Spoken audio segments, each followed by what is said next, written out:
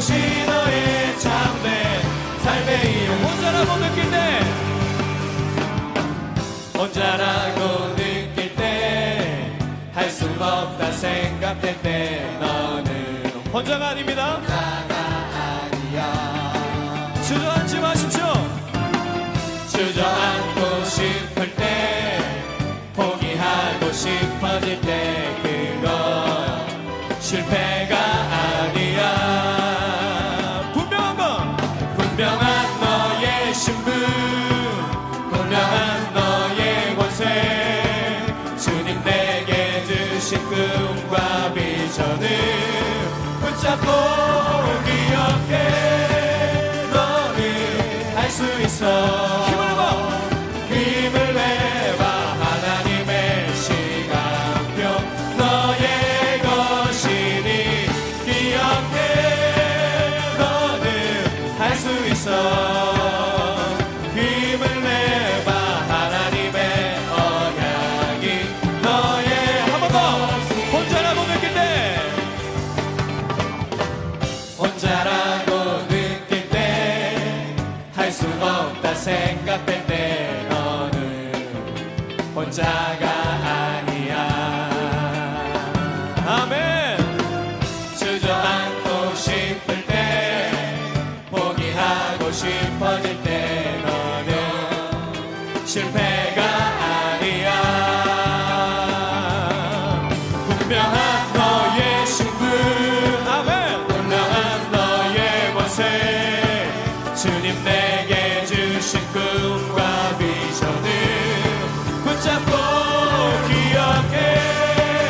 너는 할 수 있어. 아멘. 힘을 내봐. 하나님의 시간표 너의 것이니 기억해. 너는 할 수 있어. 힘을 내봐. 하나님의 언약은 너의 것이니. 우리에게 꿈과 비전을 성취시킨 하나님 앞에 영광의 박수 드립니다.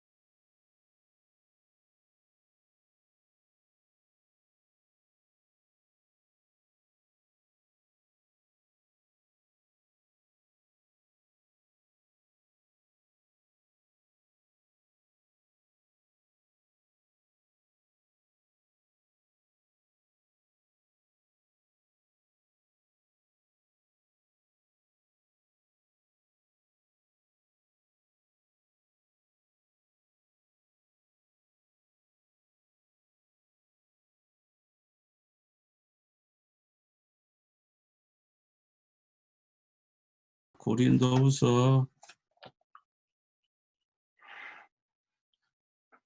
4장 1절부터 3절까지 보겠습니다. 3절까지 봅니다. 다 같이 읽습니다. 그러므로 우리가 이 직분을 받아 긍휼하심을 입은 대로 낙심하지 아니하고 이에 숨은 부끄러운 일을 버리고 속음으로 행하지 아니하며 하나님의 말씀을 혼잡게 아니하고 오직 진리를 나타내므로 하나님 앞에서 각 사람의 양심에 대하여 스스로 추천하노라. 만일 우리의 복음이 가리었으면 망하는 자들에게 가려진 것이라. 아멘. 우리가 복음을 전하다 보면 유난히도 신앙생활을 잘하는 사람일수록 또 교회에서 또 인정받고 쓰임받는 목회자나 중직자들도 대부분 영적 사실에 대해서 잘 모른다는 것을 우리는 알 수가 있습니다. 제가 가장 아끼는 제자 중에 제자가 있는데 이 친구를 고등학교 때 만났습니다. 근데 이 친구에게 복음을 전하니까 다 안다라는 식으로 이야기를 하는 것입니다. 그래서 정말 우리가 영적인 사람이면 영적인 존재에 대해서 좀 네가 이해를 해야 되지 않겠느냐. 성경에는 분명히 귀신, 마귀, 사단이 분명히 있지 않느냐. 근데도 그런 중요한 영적인 말에는 감각이 없는 거예요. 그래서 제가 우리가 사실은 결혼하자마자 1년 만에 목회의 길을 가기 때문에 집을 정리하고 월세 방으로 살게 됐습니다. 스라브 집이기 때문에 그게 월세를 놓고 사는 저희까지 포함해서 주인집까지 해서 4 가정이 삽니다. 한 가정은 젊은 자매 둘이서 살고, 한 집은 할머니가 살고, 또 주인집 할머니가 살고 저희가 삽니다. 근데 놀라운 것은 그 집에 들어갈 때부터 너무 힘이 든 거예요. 영적으로 너무 눌리는 거죠. 근데 저도 몰랐는데 이웃집 아줌마들이 저희 집사람한테 누가 스라브 지붕 위에서 칼춤을 춘다는 거예요. 아, 참 신기한 집이구나. 그래서 보니까 그 새들어 사는 할머니가 무당이었던 거예요.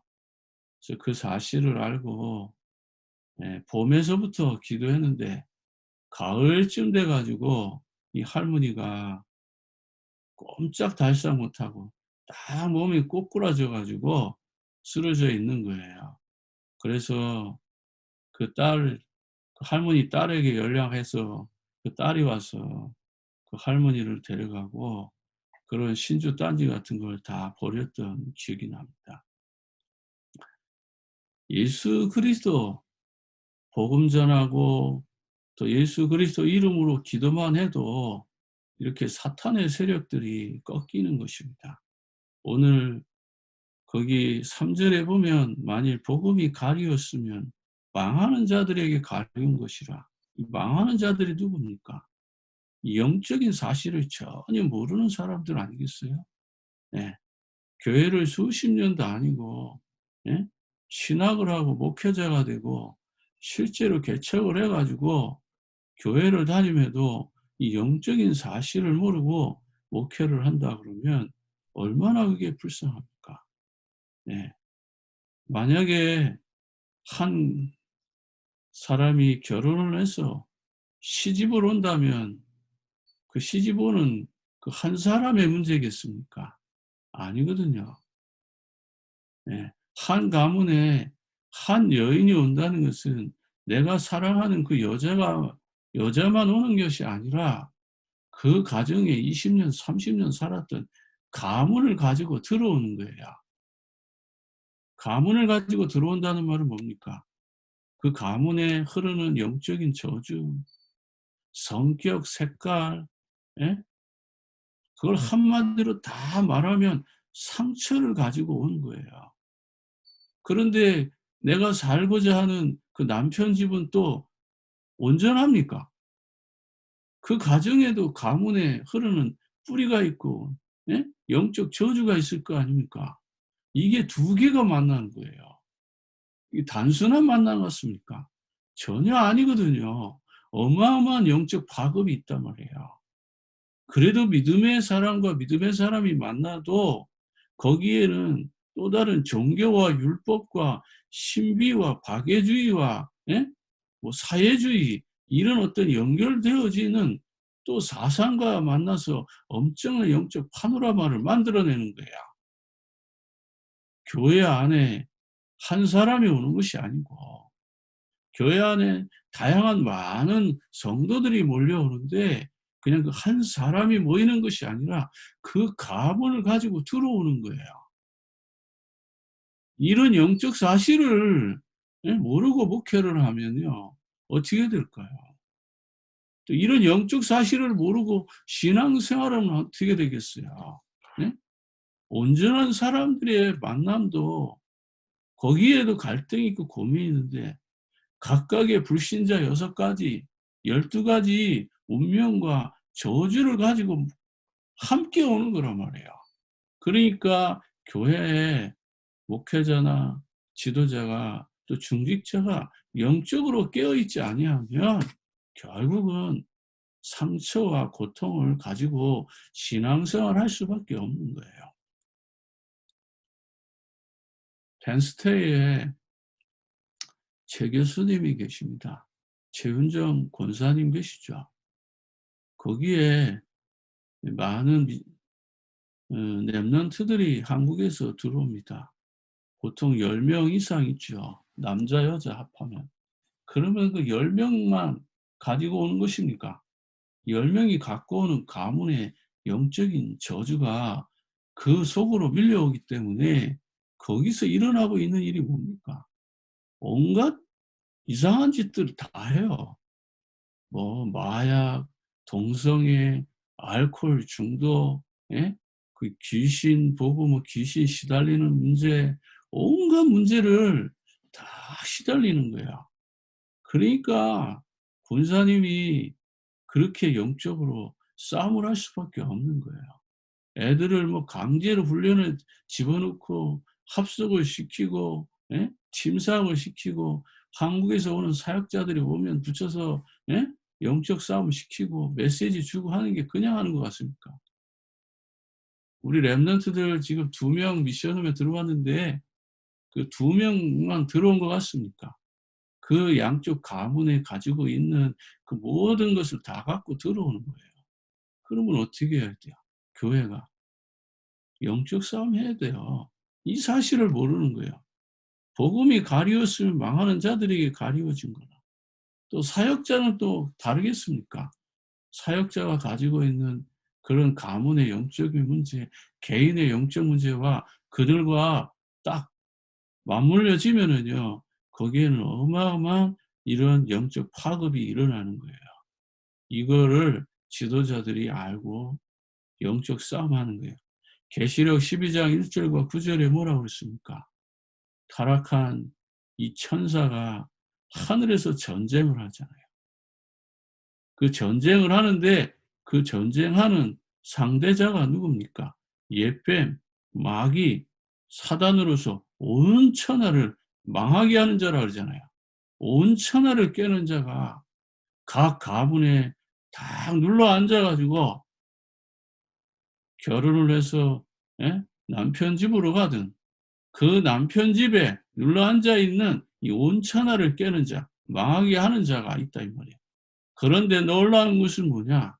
복음 가진 한 사람, 그리스도의 비밀 가진 한 사람만 정신 차리고 있으면 그게 문제되지 않는다는 거예요. 왜? 영적 싸움을 할 수 있기 때문에.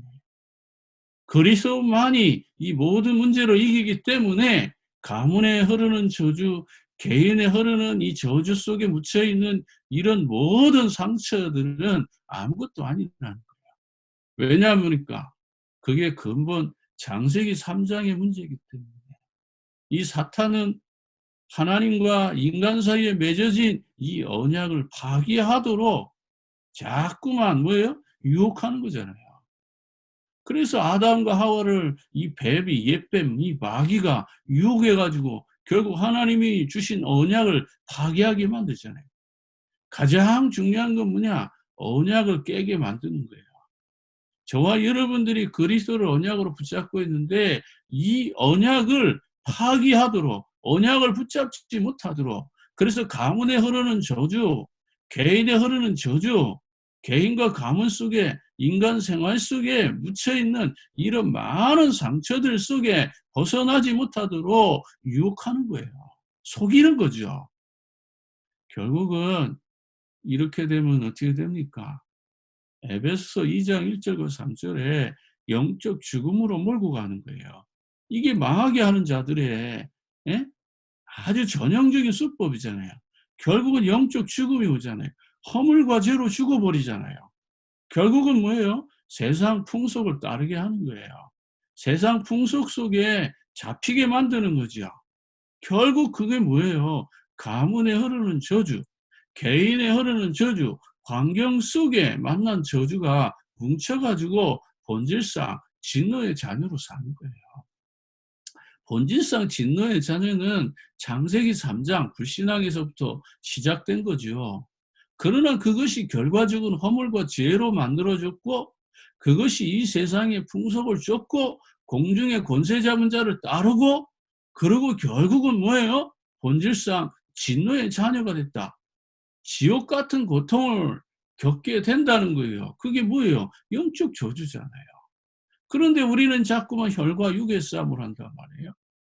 그 정도가 아닙니다. 네 번째로는 결국은 에베소 6장 12절에 정사와 권세와 어둠의 주관자, 이 악한 자에게 사로잡히잖아요. 이 정도가 되면 어떻게 될까요? 사도행전 10장 38절에 있는 말씀대로 우리는 마귀에게 눌리는 거예요. 내가 마귀에게 눌리고 있음에도 불구하고 그걸 모르고 계속해서 뭐가 나옵니까? 혈과 육이 나오는 겁니다. 그 혈과 육이 나오니까 가족은 누군가가, 그 주변에 있는 누구는 상처를 입는 거예요. 그 어둠의 세력, 우리를 망하게 하고 복음이 복음되지 못하게 하고 내 마음과 생각과 체질과 행동 속에 파고 들어온 이 사탄의 세력, 마귀 이간자, 이 사단의 세력을 우리가 꺾어야 되잖아요. 이게 해결되지 않으면 어떻게 됩니까? 마태복음 25장 42절에 지옥에 떨어지는 거예요. 사단이란 존재가 계속해서 우리를 끌고 가서 어디로 끌고 가요? 인간을 지옥까지 끌고 가는 거예요. 그런데 이 영적인 사실만 깨달으면 우린 영적 싸움에서 승리할 수 있습니다. 사단의 권세 깨트리는 것이 뭐죠? 그리스도잖아요. 그리스도를 우리가 깨달으면 딱 하나만 하면 돼요. 뭐만 하면 되죠? 말씀 붙잡으면 돼요. 언약 붙잡으면 돼요. 그래서 강단 말씀을 흘러가듯이 이렇게 하루하루 이렇게 계속 반복해서 붙잡는 게 뭐예요? 말씀으로만 귀신의 세력이 떠나고, 말씀으로 예수님이 사탄을 이기셨잖아요. 예? 예수님께 다가왔잖아요. 내가 진짜 하나님의 아들이냐? 이 돌멩이로 떡을 만들어 먹어봐라 라고 했을 때 예수님 어떻게 하셨죠? 사람이 떡으로만 사는 게 아니다. 하나님 입에서 나오는 말씀으로 살 것이라고 분명히 답을 주셨잖아요. 예수님이 주신 답이잖아요. 그럼 우리는 뭘 붙잡아야 돼요? 그리스도를 언약으로 붙잡고 하나님 주신 말씀을 먹으면 되는 거예요. 그러면 우리가 승리하는 거예요. 그래서 사도 바울은 에베소서 6장 18절에 뭐라고 했습니까? 우리의 싸움은 혈과 육에 대한 싸움이 아니고 영적인 싸움이라고 했잖아요. 베드로 사도는 베드로전서 4장 이게 뭐라고 그랬어요? 5장 7절과 8절에 근신하라 깨어라.